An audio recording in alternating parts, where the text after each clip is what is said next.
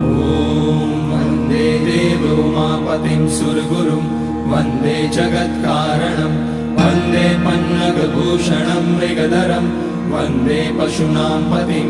वन्दे सूर्यशशाङ्कवहिनयनं वन्दे मुकुन्दप्रियं वन्दे भक्तजनाश्रयं च वरदं वन्दे शिवं शङ्करम् मृत्युञ्जयाय रुद्राय नीलकण्ठाय शम्भवे अमृतेशाय शर्वाय महादेवाय ते नमः। नमस्तेस्तु भगवन् विश्वेश्वराय महादेवाय त्र्यम्बकाय त्रिपुरान्तकाय त्रिकाग्निकालाय कालाग्निरुद्राय नीलकण्ठाय मृत्युञ्जयाय सर्वेश्वराय सदाशिवाय श्रीमान् महादेवाय नमः। नमः शम्भवाय च मयोभवाय च नमः शङ्कराय च मयस्कराय च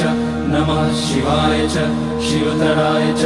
नागेन्द्रहाराय त्रिलोचनाय भस्माङ्गराय महेश्वराय नित्याय शुद्धाय दिगम्बराय तस्मै नकाराय नमः शिवाय मन्दाकिनी सलिलचन्दन चर्चिताय नन्दीश्वर प्रमथनाथ महेश्वराय मन्दार पुष्य बहुपुष्य सुपूजिताय तस्मै मकाराय नमः शिवाय शिवाय गौरी वदनाब्ज वृन्द सूर्याय दक्षाध्वरनाशकाय श्रीनीलकण्ठाय वृषध्वजाय तस्मै शिकाराय नमः शिवाय वसिष्ठकुम्भोद्भगौतमाय मुनीन्द्रदेवार्चितशेखराय चन्द्रार्कवैश्वानरलोचनाय तस्मै वकाराय नमः शिवाय